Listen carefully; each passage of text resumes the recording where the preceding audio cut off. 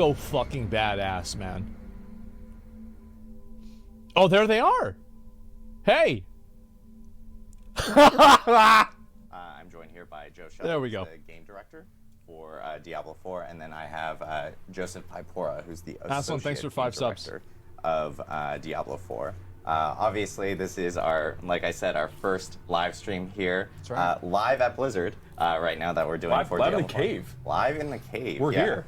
You guys are seeing it for the first time. This is our brand new That's studio badass. that we'll be doing live streams from going forward. You probably recognize some familiar things in the background Bale? as well. We have like Bale back here Yeah. from the Diablo 2 Resurrected commercial that we actually did with Simu Liu and Winston Duke, which is really cool. We got like the giant Diablo skull in the background. Our skate deck, I'm like trying to point in random directions right now as I look at myself on this monitor. Yep. And then of course Lilith. Lilith's right here. And what's cool, and behind Joe's head we actually have a giant treasure goblin. Treasure goblin. It's the mascot. Oh. Sneaking up For on There's a Team pillow. Diablo there, especially in our building here at Blizzard. Uh-huh. But as you guys know, we've been doing developer quarterly update blogs since the announce back in 2019 with Diablo 4. And this is kind of our new format going forward. We're actually going to be doing more and more developer update live streams as we head towards launch for D4 and even post-launch.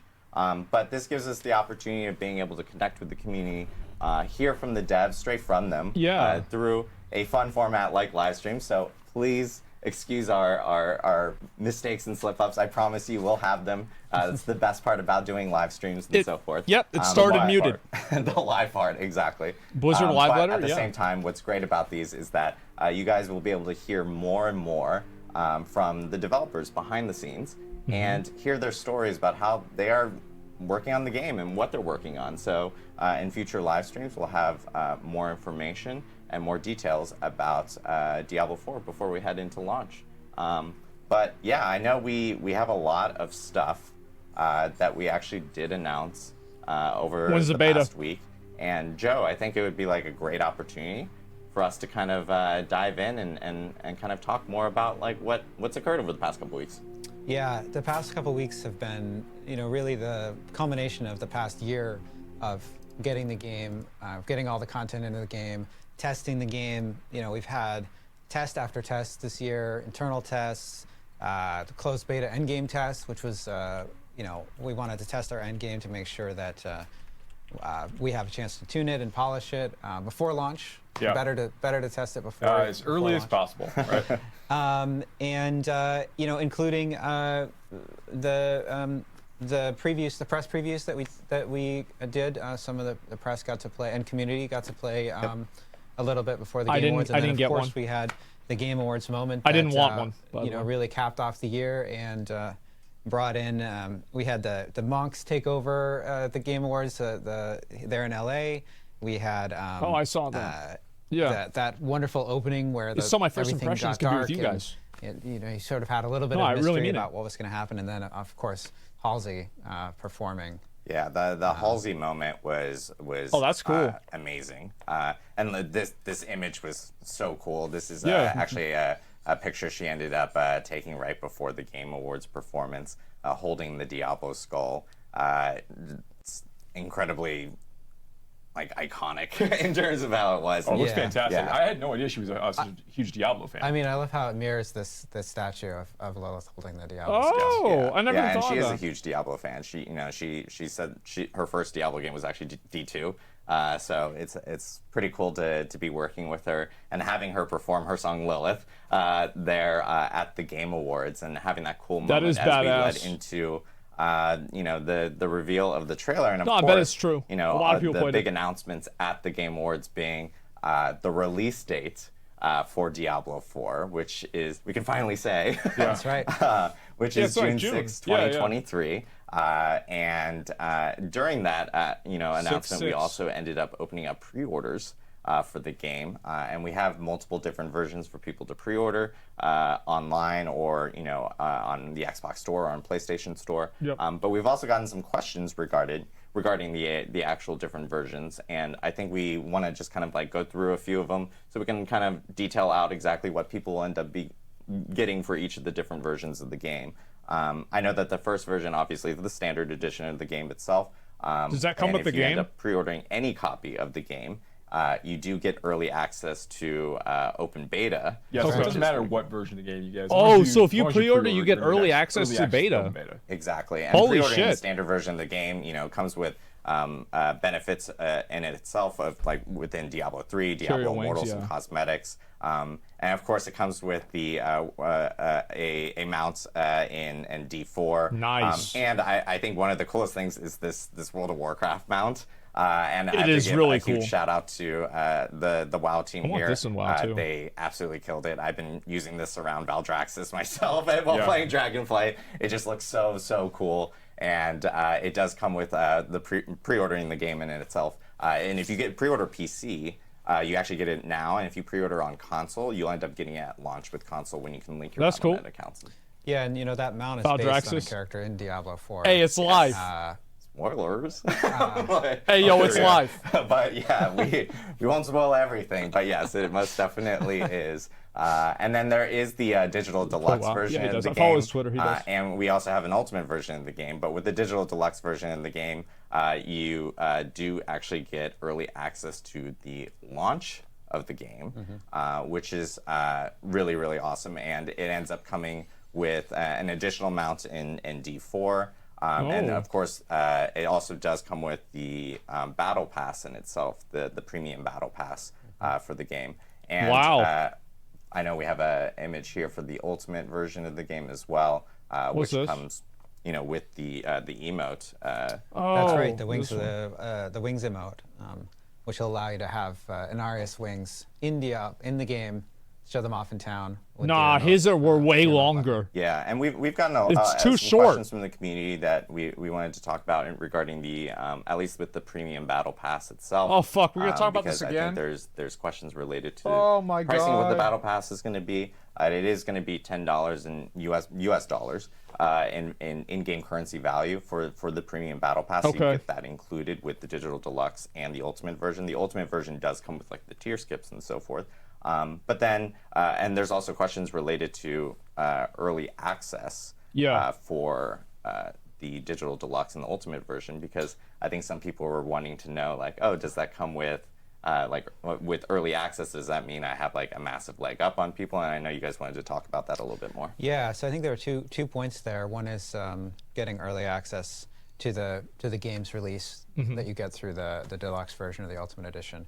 And the thing I want to be clear about is that the game will not be launching in season 1. Season 1 will arrive weeks after the launch of the game, and when season 1 starts, everyone will be starting at the same time. Everyone will have an even playing field. That's and, good. A lot of our competitive features. This like is leaderboards objectively and a those good kinds thing. of things Yes. are going to show up in seasons. So folks who get early access to the game will get to check it out. I would say early, big good. But you don't have to worry about any unfairness in terms of seasons. Yeah, and I know That's with good. like the premium battle pass and so forth, like there's like some tie-in or some questions tied to like season journey and everything. Yeah, this is a good actually. I'm glad we have an opportunity to kind of talk about this a little bit. So there's I think there's confusion about the distinction between the battle pass and the idea of the season journey. And the season journey is still in Diablo 4 in the same way that you found it in Diablo 3. And Okay. it's kind of a chapter-based mechanic that as players are progressing through the season, able to complete these various objectives tied to each It's like chapter, Diablo we made Immortal, some yeah. updates the way that That's the feature fine. works. You'll be earning like rewards for your character as you go through the process for this, but you'll also be earning favor by completing chapters of the season journey. Okay. And that favor is what drives some of the progression for the battle pass itself. So just by playing through the game normally and completing some of these objectives and earning these rewards for your character, you'll also be progressing your battle pass more quickly, which is great because even if you don't buy the battle pass, and there are still many like items in the battle pass that are still available for free, you'll just get access to as you rank up the battle pass anyway. Okay. So even if you don't spend the $10 to purchase the premium battle pass, you'll still get like some minor cosmetics and a few like gameplay like boosts that you'll be able to earn during the course of that experience. But even those boosts, like let's say you get the accelerated version of the battle pass, a few extra tier skips that come with the game initially when you start playing in season 1, which is again when the battle pass would actually start. Yeah. Like these gameplay boosts have a character level requirement attached to them in addition to the tier requirement. So just you know, if you've managed to purchase a few tiers, or if you progress that more quickly, you'll still have to have a character with the appropriate level to make use of any of those things. It's really, really important to us that we balance the things that you can find in the battle pass in a way that they're compelling but still very fair. We don't want to have any situations where players feel that they can pay to win. Yeah. And of course, all of the seasonal content is completely free, and it's not attached to the battle pass itself. We're gonna definitely do another one of these streams at some point, just to talk about like season 1 and maybe seasons more generically. Yeah, I want to hear about that. Like we've had like blog posts and things. We've talked about this more recently, but to reiterate, like seasonal content, like our big season updates, are all completely free. You know, they're filled with new like progression mechanics, new monsters to fight, new challenges, new quests, and content to go and consume. There's a lot to look forward to. All of that completely comes with the box price of the game you've already purchased. Yeah, and as Joseph just mentioned here, like if you want to learn more about the Battle Pass itself, feel free to like check out our blog back in August, where we kind of detail out a lot of our plans on that. And of course, we do plan on talking more about seasons here in the future, because people are going to want to know what season 1 is about, and we'll have more information as we get closer to launch. We're excited to talk about it, frankly. Yeah, and there's some incredible cosmetics in the Battle Pass too. Oh, thank God! Battle Pass, but no power. You have to pay for it. Yep, no power. And then the next big thing that I do want to also mention, of course, with the pre-ordering all the different games, is the collector's box. And I know we've seen a lot of chatter about this because of like all the cool items. Does it have a real demon in it? We did want to, we have an image right here. I mean, it looks amazing. Blizzard, send me one of these. We did want to clarify in the pricing of the collector's box. Right now, it is priced at $96.66, and it will be available on the Gear Store in North America, EU, UK, and Latin America after the stream itself. And then in Australia, New Zealand, Adam, and send Korea, me one. They I will want have one. those available at select retailers for people to actually pre-order as well. I want it. There is going to be options here for people to check out or purchase the actual collector's box. There is one other question that I know that a lot of people are have asked about, like, hey, does this actually come with a copy of the game? It doesn't.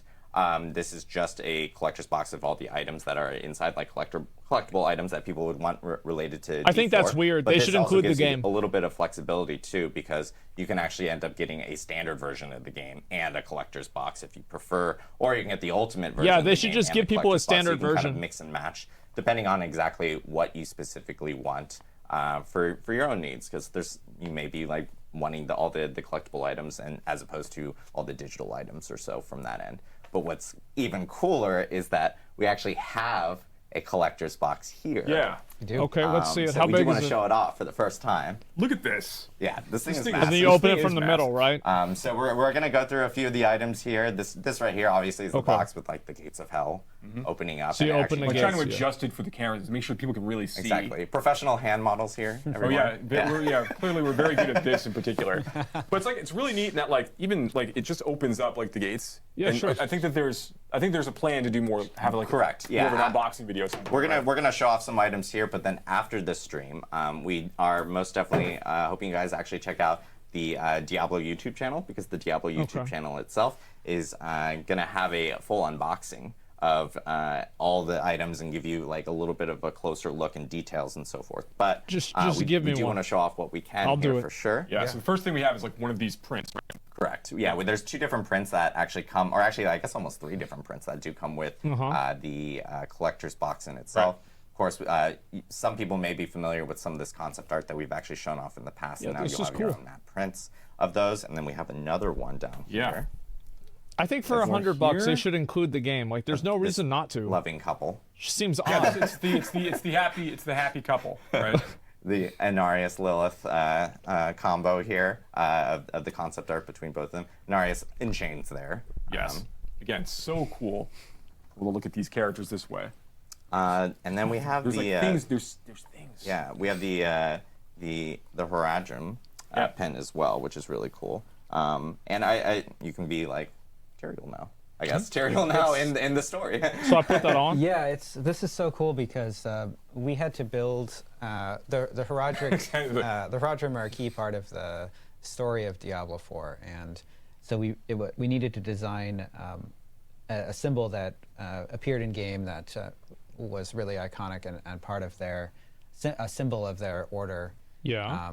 And it turned out to be quite important, and so we decided to make this this physical pin so that you could kind of Be part of the secret part of club. it. That's Yeah. right. There you go. So you too could join an order of secret demon hunters going across Sanctuary, trying to keep things safe. Exactly. This is actually one of my absolute favorite things here that we're about to show. I want to make sure that I actually get it the right side up. There's a map. I did not. There we go. Oh, is this like how big the I map did. is? There we go. Live. Yeah. Yeah. This is the cloth map Okay. here of, and what I think the coolest part about this is actually a full representation of like the areas you'll one be area, playing in two. Diablo 4. That's right. We I wonder how big this really you know, is. when we went to build the world of Sanctuary Yeah. for Diablo 4, one of the things we wanted to do is make sure that the game map had the feel of the kind of map that you would have that people made when they thought maybe there were a bunch of serpents in the water. Right. And so it was so cool to I see. build all of I that see, art yeah. for the map, and then getting to actually represent that as a physical object in the cloth map is so cool. And there are even more embellishments on this map. A lot of the art there at the bottom and all around the outside. Very Yeah, and cool. the framing is so cool. Like Lilith's up at the top and like kind of center frame there, and then of course, like we mentioned, like there's points in the game like Skosgland, Dry Steps, etc. that are represented in the map that you'll actually be able to see. And when you open up the map in Diablo 4, it's essentially this, which is awesome. So Yeah, I'm just a huge D&D and RPG nerd, so like anytime a game has Yeah. a cloth map Yeah. that comes with it, like I'm just so ecstatic. That to is just cool. Hang that up someplace and just put it somewhere. Sure. So I'm really stoked to see that we actually have this. And then we have there's more. there's certainly more. We have the art book, which is massive. Yes. Here you go, Adam. I have the Hand that to PoE you and awkwardly. Elden Yeah, Ring I will art attempt to books flip too. through the Accepted awkwardly. Yeah. But yeah, it's got Okay. it in itself. It's a bunch of different art that obviously the team has been working on within the game and so forth, and led by our wonderful art director John Mueller. right. But yeah, it's pretty awesome. I'm so sorry. There's like super glare. Somewhat glossy. It's very nice. Glossy pages, everyone. It looks great. But yeah, this thing is massive. It's super Yeah. heavy. It's hundreds of pages here. I mean, which just is like really just cool. like it's that's how thick it is, right? Like this is a lot of art. It's really cool. And we can Yeah, only show you a little bit of it. And honestly, if you've like ever pre-ordered like a collector's edition or anything like that from other Blizzard titles like World of Warcraft and everything, the art books from all the art teams Yeah. here have always been so phenomenal, and that's just another. So That's not the last piece here. We have Yes. this. We have the candle. yes, the Very Candle cool. of Creation here is Yeah. included. Okay. This is kind of like the main centerpiece for the collector's box in itself. This thing is really awesome. It's pretty hefty too, and it's great because it's double-sided here, so you can kind of choose sides Yep. depending on what you would want. Lilith on one side and Narius on the other. Didn't we you just know? do like a Twitter poll for like Team Lilith and Team Anarius? We did. I will say the results blew me away because I think if you asked me like a month ago, I would have said Team Lilith would have been just Would have crushed, dominating. yeah. Yeah, but it ended at a 50-50 split. No, it's kind of weird. I So saw there that. are most definitely a good mixture of fans between Anarius and Lilith. But yeah, the candle itself is really it's cool. cool. There's a ton of Yeah. detail on the actual base as I'm covering it with my hand. Yeah. Hand model, everyone. Yeah. And then, of course, it's even got some extra details here on the bottom specifically. Fallen skulls. I sure hope You they can really include a see Lilith some of the, fleshlight. The detail of Anarius pauldrons. It's almost hard. It's hard to show off the level of detail, but thankfully we have a video later that we'll talk about some of these things. And we have some Exactly. Yeah. images going up as well. Yeah, and it's actually got a, because this is an electric candle in itself, this is not like something that will just disappear after using it for so many uses and so forth. But it is battery operated. There's a switch on the side and so forth. But you can then have it either on your desk while you're working, or and you can flip it from side to side depending on That's right. who you want to be in favor with. Mondays with Lilith and Tuesdays with Anarius. Exactly. So yeah, this is the collector's box itself. So what about the As game? I said, we will have an unboxing on our YouTube channels immediately after the live stream. So make sure to check that out. And pre-orders should be going live after this live stream on the Gear Store. So, and that is in again North America, Latin America, Europe and the UK. You can't And buy then it in North Australia Korea. and Korea, it will be available at certain retailers. So make sure to keep your eyes peeled for those specific regions and where those details are going to be. So this is the collector's box. So it's actually really cool. Super excited.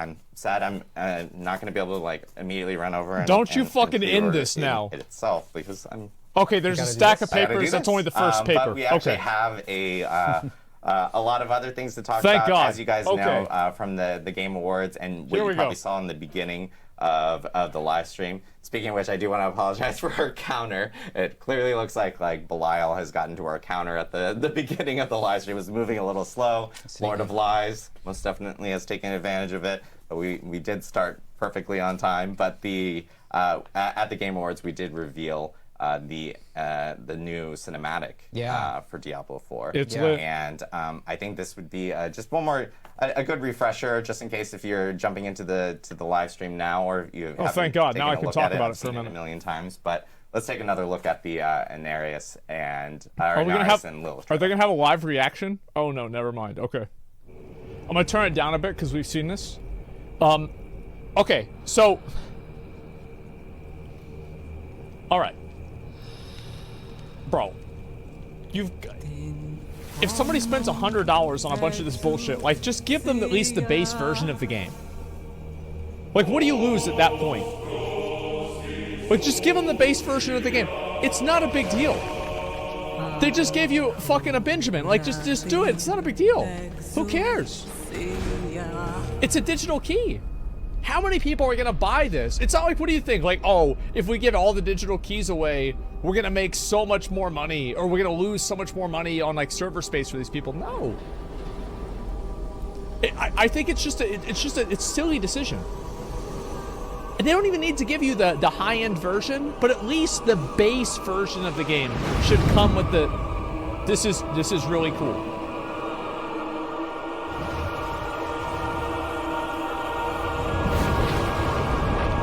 This is very, very cool.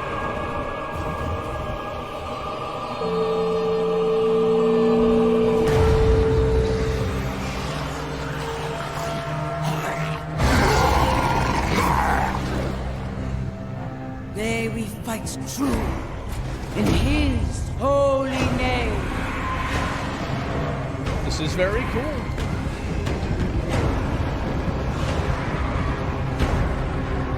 Who is this guy? Blessed be the light. He's Lilith's boyfriend. You can see, obviously, it's a complicated relationship. Yeah, it's her ex-boyfriend. Yeah.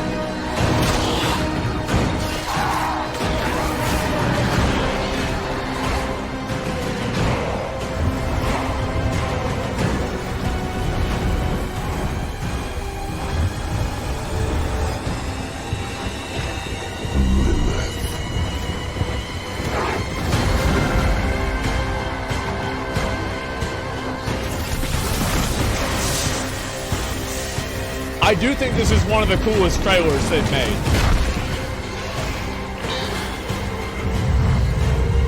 I have no problem watching this again. I have returned to hell for you. So good, but man, they have to just come on, guys. Can't you? A million times. I'm probably like half the views on YouTube in it itself. Are you? Yeah. I am. You gotta give people the I'm game. boosting the YouTube viewership all by myself. It honestly is probably one of my most favorite cinematics that our SFT team has worked on. I really like it. I think it's Blizzard. great. It's incredible. I think it'd be good to like kind of help inform the community, because I know a lot of people, if you follow Diablo, you know who like Lilith and Anarius are, but then there's a lot of questions related to like, who is Lilith, who is Anarius, how important are they within the Diablo universe? And are we gonna talk about this? It'd be kind of like great to Yeah. give a little primer on that. Okay, go Yeah, ahead. so, Diablo 4 focuses on the world of Sanctuary, and it's the world itself was created by Inarius and Lilith. You know, the universe of Diablo, there's this eternal conflict between heaven and hell, with the angels on one side and the demons on the other side. And Inarius and Lilith got tired of this and wanted to have a third way, and they created the world of Sanctuary where the humans live, and Diablo 4 takes place. Sort of abandon their responsibility, sort of, right? Like they're expected to continue this. So did they bang or not? Certainly the take of the demons and the angels both. Yeah. Yeah. So yeah, absolutely. Did they get it on? Like, how did this happen? You know, these two characters, these two antagonists, are a central part of the story as you adventure through the world of Sanctuary. These two founders, who do not see eye to eye at this point, certainly. Well, are they going to get back together? Are a key part of the story that will unwind. Yeah, so being able to like explore like Lilith as a character, explore Inarius' characters and like their motivations, kind of what led them to where they are now and why things are blowing up the way they are. Yeah, definitely very important to the overall story. Very cool to explore as well. Yeah, and I think like the cinematic showcases like amazing moments, especially for Inarius. I mean, he's very much, you know, center stage. Yeah, for he's kind of the first awesome. time that people really get to see or experience him in a Diablo game, beyond just like the lore, the discussions, and so forth. And I think like just seeing his power and what he represents right there was amazing. Yeah, Inarius is a force, to be sure. And you know, it's so cool to be able to tell the story in a way that we can have really multifaceted characters that have real motivations, you know, like you were saying, but also be able to represent the raw power of some of these characters like Inarius. Like, when you think about that shot of Inarius' wings, you know, getting to see them over the army. It was very cool. And like spreading out super wide. Yeah. Yeah, absolutely. And you know, it was angel lit. wings have been such a beautiful part of Diablo games for a long time. You know, I think back to the scene with Tyrael in the World Stone and how his wings were represented there. The way that they can move, they have kind of this quality that you know, I don't think I've seen any other wings, angel wings, that are represented quite this way. They're just incredible. This is like iconic a to jellyfish. our angels in Diablo, right? Absolutely. Like a man-o-war jellyfish. And then, of course, they're not just visually cool. They're also functional. You can see in the cinematic we just showed, when he lands, he actually impales a number of fallen off screen. With his wings. Yeah, this is honestly one of my favorite parts, where Yeah. he's just like coming down and the fallen are in awe, and obviously he's just impaling them, and his feet landing on the ground, and like the amount of impact he has while doing a soft landing is just insane. You can tell he's got something on his mind. He clearly has an objective. Yeah, he's fucking badass. Towards it. We get it. It's just insane we to know see the power that's behind him.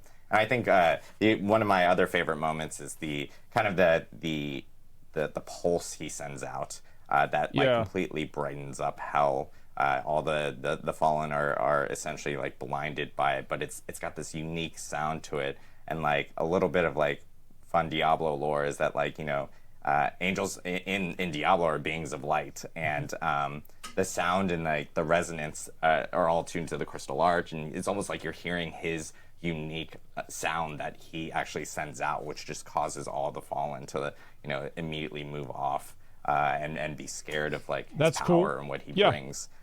So yeah, there's so much in regards to the story between Inarius and Lilith, and you know, it's weird to also think that Inarius is also kind of was originally serving under Tyrael, which is obviously a very familiar name within Diablo. So there's a lot more to reveal that we're going to be doing here over the next, you know, couple months as we lead up to launch, and of course when people jump into the game. they bang or not? For the Diablo 4 story, but that cinematic was what are you talking about? Phenomenal for sure. The next big thing that we did want to talk about, and this is a huge part because this is actually kind of a new thing that a lot of the community may have heard of, but probably don't have full details on, and that is the Codex of Power. Oh yeah, Codex of Power. What is this? The Codex of Power is a brand new feature that's coming into Diablo 4. How much does it cost? It's a gameplay feature, and Mr. Joseph Piporo. Oh yeah. $20. I'll talk about this. So this is one of those things I would have loved to be able to talk about in a blog a while ago, but we weren't quite ready to reveal it at that time, and there was already so many things for us to discuss. Okay. So the Codex of Power is this new crafting feature that we're bringing online in Diablo 4. We're really, really excited about it. What it allows players to do is, as they're progressing through this, the massive interconnected world of Sanctuary, they're going to be discovering lots and lots of dungeons as they go. Yes. And when they find these dungeons and they delve deep into them, at the bottom of them, they're going to find what we call Codex of Power aspects. And an aspect in the Codex of Power is effectively a legendary power that's been put in this very particular form. Oh. And every one of these dungeons that players progress through in the overworld has a unique legendary power via the aspect found inside of them. It's like Ashes of War. What I love about that is that Ashes of War. you can create a new character in Elden Ring, and you can look at some of the powers that are available through these dungeons and say, okay, I really want to target this power. I'm going to go to this dungeon, get that power. Sure. So you're less dependent on like, well, I hope this power RNG. drops. Absolutely. That's So actually a good thing. There are limitations in place, but Joe, to your point, that is basically the intent here, right? It's to give players It's a deterministic way to get powers control over the nature of their build as they're beginning to go through those steps. Do we have Roger But Cube or the what? Codex of Power is a way for them to basically take these aspects, and then they're able to go back to a crafter back in one of the major cities, our new occultist crafter, actually. And when they go to the occultist, they can hand off actually, we're showing it right now. Our sorcerer's friend has just earned aspect of overwhelming bolts, which is going to allow her charge bolts ability to go and fire 2 more projectiles with each cast. She's going for like an up close and personal melee lightning build. Sure. So this shotgun approach for her spender is going to be really, really useful. More bolts, I hated more that build in damage, Diablo definitely 3. very good. Minor trade-off for the mana cost, but still ends up being worth it. annoying. Here we can see that the sorceress is now heading over to the occultist and is going to be choosing to imbue this aspect into one of their existing items. This is exactly Which like takes Diablo item. Immortal. So you're looking at a lot of work in progress stuff that we're looking at here, Yeah. because this is a live cast. We'd like to be able to show some things off. This is good, You have an though. opportunity to go and It's basically override the existing The legendary system power that they on had in this and Diablo put in Immortal the was new good. power they've just collected through the Codex of Power. So in this way, players get this deterministic way to kind of collect a series of these legendary powers that are out there in the game for them to find. But it's not all of them. You can only find some of the legendary powers overall in the game. Okay. There are over 120 dungeons in the game. So this represents like a lot of really exciting and interesting things for you to collect as you're going through these areas. Also, There better be, like, really hard ones. You don't just find legendary powers for your class. You'll find legendary powers for all of the classes as you go. And This some is ones good. that can work in multiple classes as well. Yeah, We think this is really cool because important. every time you find an aspect that you can put into your Codex of Power, this is now available to all characters in that realm. So, Yeah. for sake of argument, if we're playing in Season 1, every character that you'd make, let's say you're playing your sorceress first, and you go find a whole bunch of werewolf, druid, based aspects as you're playing. When you go and you want to build a new werewolf character or a new druid character, you have all those aspects to play with from level 1 as soon as you want to start kind of like leveling up gear and getting into a position where you can make use of them. Yeah. So we love this idea of like making it so it's easier to go play with other builds. Yeah, I love too how we've really been thinking about crafting in Diablo 4, and I love how the occultist figures into that crafting, right? Because when we think about legendaries in Diablo 4, what we're really talking about is the legendary power. Yeah. And that legendary power can be moved around. Remember Echoing use it to Fury? upgrade rares, and the occultist is sort of the central point of all of that. Witching Hour. That's absolutely right. So that was one big change we add with, and we've talked about in previous blogs before. But one big change in Diablo 4 is allowing legendary powers of a particular type to roll on lots of different item slots, which gives players an interesting game of deciding where they want to place certain powers to make the maximum use of them for their builds. Okay. Now the Codex lets them put them on the slots that are appropriate for that power. They can choose, right? If he was playing But another Barbarian, limitation they'd be for the dead by Codex now. power, in addition to not actually having the ability to collect all of legendary powers in the game, there's many, many more for you to find as you're playing through Diablo 4. Those powers also are always rolled at the lowest level of power possible. So it is always better for you to go find a legendary item that has the power that you're interested in, and then you can choose to use that item directly or extract the power from that item into an aspect crystal, then go in and print into your own item of your choosing.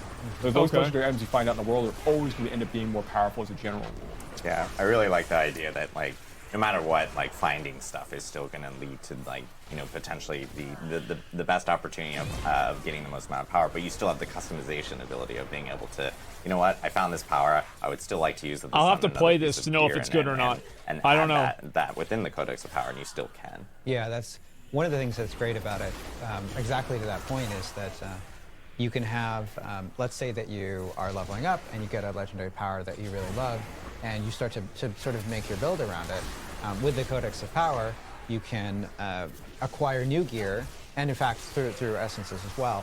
And you can extract, you can bring that power with you, so you can maintain that build. So you're not sort of losing a core part of your build as you're getting new gear.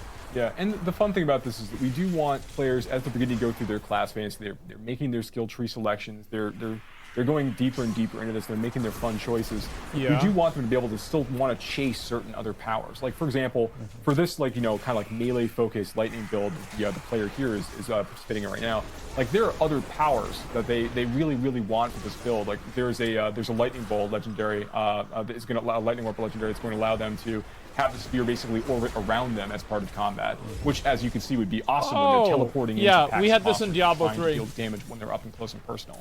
There's lots more things that with that like the lightning rotating bolt to purple collect things as they're going through, and then hopefully find the very best versions of those legendary powers as well as just finding them in the first place. Yeah, so I know with the Codex of Power, this is kind of a new feature that's coming in Diablo 4, and we'll have more information and more details regarding like different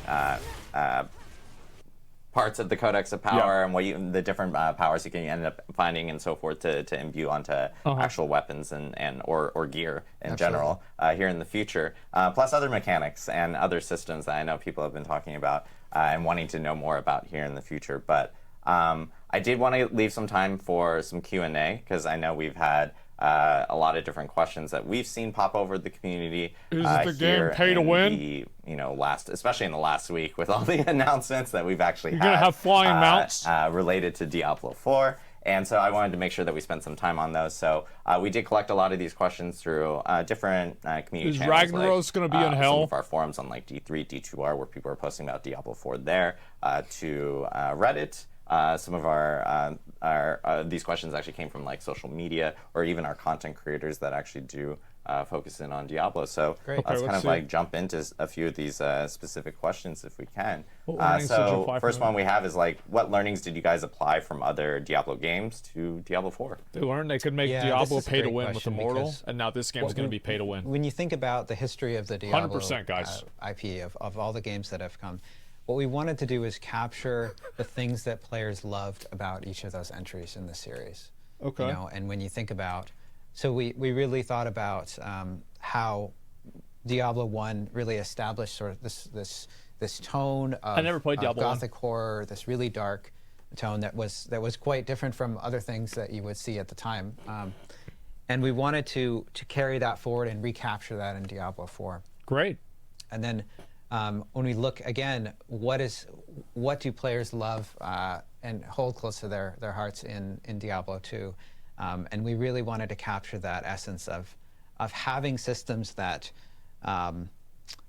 unfold out and have all of this depth and ability to look at it and nuance and think to yourself, okay, well, I'm really going to learn all of the details of this, and I'm gonna by having a deep understanding of this, I'm going to optimize my character in ways that people who don't understand these nuances will miss. Exactly. And yeah. This is what's good about PoE. I really am optimizing PoE came from Diablo 2. Through this system. In that, yeah, really the character's really like an expression of the choices you've made while you're leveling up and like making interesting decisions, right? Like that's a great point. It's really, really important. A lot more of that power is based on decisions that players made along the way. Character power on the character itself versus just stuff that you the wear. Itemization. Absolutely. And of course, when we think about Diablo 3, we think about the fluidity of combat, that sort of action aspect of the action RPG. The it feels really good to kill gameplay. monsters in Diablo 3. Yeah, and it does. He's right about that. Diablo 3 added so much to combat. In Diablo 3 is fucking awesome. The player cast interactions. When you talk about hit frames and contact frames and all of the sort of nitty gritty of how that smoothness is achieved.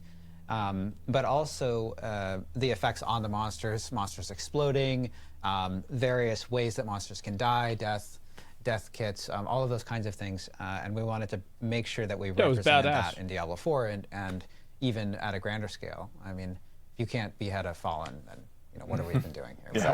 Yeah, what are we even doing here? Exactly. Cool. For the next question we have, here we go. Like dodging the camera and so on. Here we go. How does the Battle Pass work, and how long does it go for? I know we talked a little bit about Battle Pass, but I think this is actually a really good question as well. Yeah, it's a great question. So the Battle Pass will last for the entire duration of a season. And a season is 3 months. Yep. So you'll have plenty of time to work your way through the Battle Pass.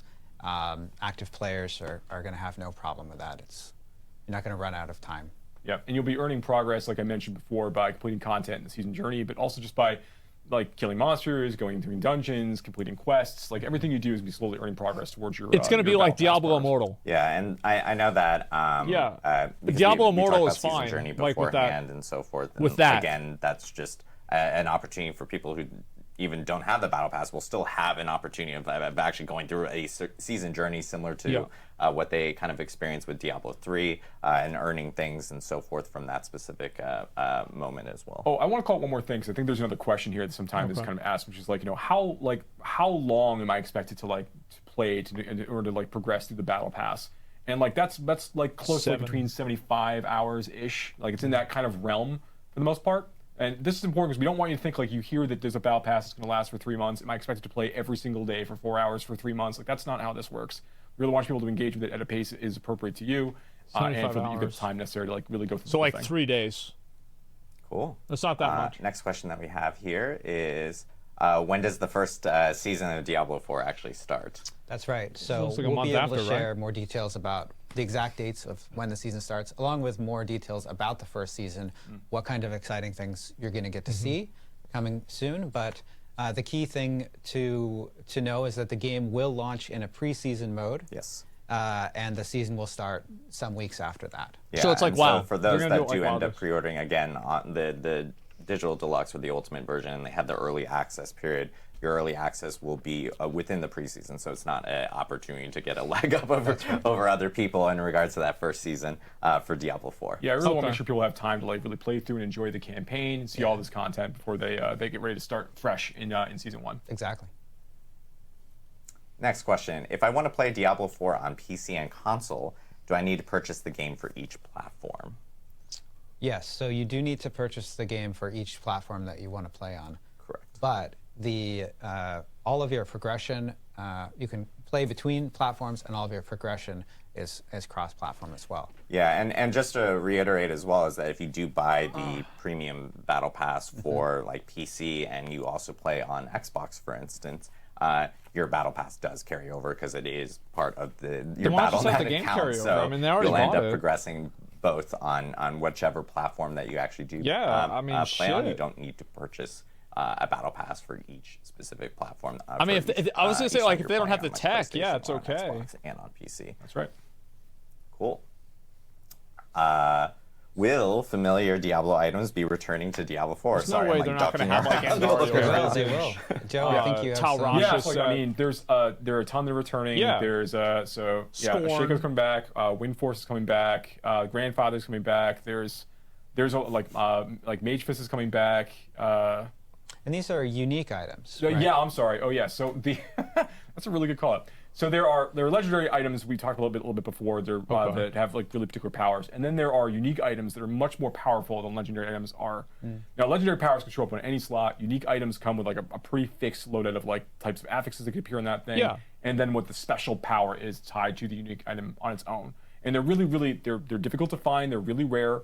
They're fun chase items, and you can really build exciting builds around some of these things. But we've taken a lot of the ideas from these items from previous games, kind of reinterpreted them to make sure they work with Diablo 4, but tried to retain that thematic essence to them.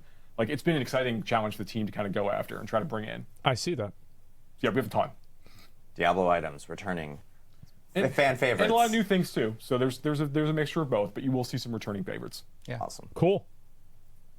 Next. And see I it. think that is the end of our questions That's that we had it? there, specifically that we ended up grabbing. I know that we wanted to make sure that we Shit! had enough time and so forth. And but I did want to thank you guys for joining, and thank you guys gonna talk obviously about this. for joining us we're on gonna talk our about last live stream. But I'm gonna throw you guys before we leave some quick, like, fast-paced shotgun questions. 'cause Okay, I want to here we make sure go. that we have all these. And All right, everything good. like that. So we do have I'd be more. curious to know favorite class in Diablo 4 for each of you. Okay, Rogue. fine. I'm sorry. Barbarian. Rogue. Rogue. Okay, so that was easy. I guess Barbarian, but I think in terms of specs. So I could just I like talk for this 5 guy. minutes, but no. Barbarian right now. Yeah, Yeah, you're this right. guy- There, yeah, there's okay, so good. many cool mechanics. Like when I say Rogue, I'm thinking Remember, about guys, the this guy's the idea game of being a director, so rogue rogues are and gonna be running good. around. Like that, I will that's say what's- Rogue is incredibly fun. Yeah. Like plays So like you wanna play Rogue. like, it's if you want a fast, like agile character that like is dancing around like Oh everything. yeah, it doesn't disappoint It is mechanically. the most. I would say that and the Necromancer are probably the two most fun and flashy like characters. Well, actually, I would say also even the Sorceress is flashy just because of all the spell effects and everything. So it's Again, kinda- there's builds I love on all of the classes. I personally I'm a Druid fanboy. Always have been. Bear, Love- werewolf. Actually, I've really enjoyed like the elemental specs nature, and so yeah. forth. Yeah. Storm So, is so strong. Storm is so fun. We're gonna nerf Storm, everybody. Just because I said something. See, there it is. This is the guy. Yeah, we're gonna play Barbarian for sure, guys. Barbarian will be I'd be just curious fine. to know favorite enemy in Diablo 4. Maybe favorite enemy. Yeah. Or Let's enemy family. see. Enemy family. Wow. I love I love what we were able to do with the Bloodcasters. There was actually an enemy in Diablo Can they 2 show it? under the city that is this vampire caster, very tall and thin and floating, and we were able to Okay. reimagine that in Diablo 4. Cool. And it moves by turning into bats. And it can form out of bats. So if you get a lot of bats in one area, it can turn into one of these casters. Oh, Wait, that's did they actually move in really Diablo cool. 2 is bats. No, Maybe I don't know. But yeah, like I always. I like that. It's so hard to tell with like D2 because it's like usually you find them. In Bat- like, yeah, catacombs it's or a something like Batman. that, and it's really dark, and maybe they have. a good one. I have had no idea, but yeah. Yeah, for me it's Drowned. Like the whole monster family for the Drowned, I really like. There's something about like the like these pale, clammy, like seaside monsters arising up from the waters. And one of the things really fun is like they're really like strange and mysterious in the world. And I really gravitate towards that. Like, they're covered with barnacles, they've got like all kind of like broken parts of like sunken sea vessels they use Yeah. in combat. They just swarm all over the place. Often you'll find like you're in slick areas where it's raining when you have to like, actually encounter them. Like they're a super fun a group of monsters to fight. And they've got some neat, a lot of their brute like has some like really neat abilities you have to like have, trying to like dodge and avoid. They're very dangerous. I So, hope yeah, they're my this favorite game right has now. roles like Nice. Lost Ark does. What's a fun fact you guys encountered while developing Diablo 4? fun fact developing Diablo 4. I'm going to throw it at Joe. What do you Sure. think? So a fun fact I learned while developing Diablo 4, that it is very important while we're allowing players to like make a lot of choices and they're thinking about the way they like make a really interesting character for themselves, that we unveil that kind of slowly initially. Otherwise, we have a tendency to like get people like really like scared about making choices, and they kind of clam up, which is obviously not what we want. We want people to like be able to Fun engage with fact, these kinds of community's things. fucking So stupid. it's maybe not like a fun Or- fact, but I think it was very interesting. We went through a lot of iterations to get to the right place. Makes sense. I'm really happy with where Sure. we landed. Yeah, Yeah, now I have fun to fact, give a serious community's answer. No, I'm So sorry. dumb. I should have given some other fun fact. No. I think it's better. Okay. I think It's we better, went folks. through we went through a lot of iteration on the first skill when you start out in the very beginning of Diablo 4. For a while, you started with one of your classes, left click, basic skills, and we had a lot of trouble with having that skill that we'd chosen for you, feeling like, well, I guess I should build a spec around this, because it's just you start with it, you're familiar with it, and it sort of constrained your ability to explore the skill tree. Yeah. So like if Sork started with like Firebolt, for example, like a lot of people that were testing would just play make Firebolt. fire Yeah. like spec sorcerers. They wouldn't think about like trying other. This is a other really good skills. point. So We ended up going with a basic. We ended up adding, fairly late in development, a basic Yeah, this is a attack good point. that you start with, so that when you get your first level up, you actually get to choose, okay, well, which spec do I want to start with? And of course, you can respec within the skill tree pretty freely. So Yeah, and I remember that when it was originally like that, and thankfully we test internally and so forth. We get our own feedback from within the team of what people are actually doing from that end. Of course, and last but not least, the most controversial question: Team Inarius or Team Lilith? Team Inarius. Even though I'm wearing my Lilith shirt. That's actually really funny. I guess still Team Lilith. I think I'm still Team Lilith. Yeah. We're split. I won't break the tiebreaker here. We will keep the poll at 50-50. Trying to stay very neutral here. I will stay neutral here. I will choose Team Bale. There we go. Team Bale. It's behind me. It's perfect. Uncle Bale. Uncle Bale. Uncle Bale. It's perfect. Great. Well, I think that kind of wraps When's up our the beta? time here today on the That's developer nice. update When's the stream. beta? I do want to note that we thank everyone again for tuning in for our first developer update stream. This has actually been kind of right now, right? a crazy process of getting a studio up back in the building, and I'm happy that we can call this home for our streams going forward. We do have a lot of Diablo activities that are going on that we've announced or will announce here, I'll say in a second, for the whole entire franchise. If you are a big fan of Diablo Immortal or a player of Diablo Immortal, we just had a huge update for 1.7 come out yesterday. It's massive. It's probably our biggest update yet. So I do recommend checking it out. Lots of big narrative moments and whole new areas that kind of expand the campaign in Diablo Immortal, as well as a lot of quality of life features that the community's been asking for. So been hearing a lot of great positive feedback, and we're excited that that's out right before the holidays. And then D2R, earlier this week, we announced 22 Nights of Terror. It's an in-game event that essentially changes the game every single day, and it's kind of a surprise. Think of it like a Diablo advent calendar, you could say. So that actually started earlier this week. And for Diablo 3 fans, we actually have a new holiday event. This is a brand new event for Diablo 3 that I'm really excited to. Yeah, you've been working hard on this. Our D3 team has been working really hard, and they're working really hard on the next season. And we'll actually be revealing that tomorrow on the blog. So make sure to tune in for that, and we'll also have news related to, of course, the Darkening of Tristram, which happens every single year for Diablo 3, and when that will be occurring. So make sure to check out. I played Diablo 3 since 2016. Any parting words from you guys? Yeah, I really wanted to thank everyone for tuning in today and following us throughout the year. It's been a big year for us, as I was saying earlier. A ton of work getting all the content into the game, setting us up for next year, setting us up for release. We've got a lot of bugs to fix in the new year. We've got to make sure that our server architecture and infrastructure is in good shape for our betas coming up, and our release as well. So some work ahead of us, and we have a lot of exciting stuff to share next year as well. Through some of these live streams, more of these live streams. But you're not going to hear from us for a little while, because we're all going to take some time off to be with our families for the holidays and really take a break from Diablo 4. That's nice. When's the beta? beta? Think about Diablo 4 for a little bit. A restful holiday period for the team for sure. Sometimes we have builds up, people to sort of log in and continue to play, and not this time. We're killing all the builds for the holidays and forcing everyone to not be on Diablo for a little while. Be good. Any parting words? Shout outs to the various Diablo updates we have coming down the road. I recommend everyone take some time to play some World of the Warcrafts, because Dragonflight is rad, really fun. But for the community itself, I think that this has been a huge year for the Diablo team, much as Joe has already said. We're really excited to be able to just finally start sharing more and more about where the game is at, and what we've been thinking about and what we value.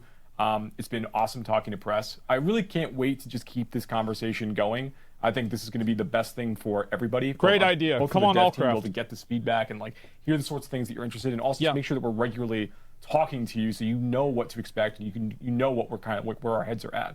So I'm really excited about that. So thank you for sticking with us this long, and hopefully everyone enjoyed all the things that happened over the course of this last couple months. Yeah, and like I said, this is kind of the new way that we're going to be communicating out to the community through these developer update Great, streams. free content for me. We're super excited for them, especially as we get into next year. We have way more information to reveal, including details next year, early next year, about the open beta and when that will actually be starting as well. So again, thank you everyone for tuning in, and I just want to say happy holidays, and we'll see you guys next year from the Diablo team. Thanks again. Yep. See you, buddy. Okay. Okay. All right. We have a little bit of conversation about this, a little bit of a situation. All right. All right. So, what did y'all think about the? What did y'all think about it?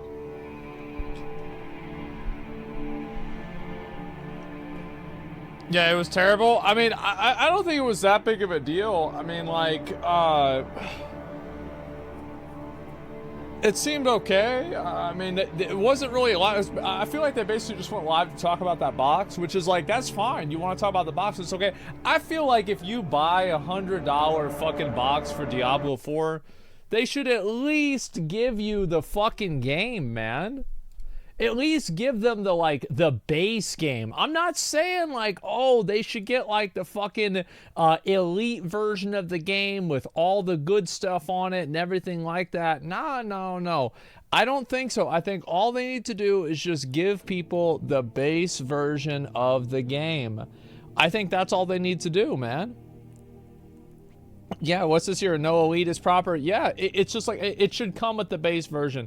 I feel like how much do you really lose for that? Because how many of these boxes are you realistically going to sell? How many of the copies is it going to have?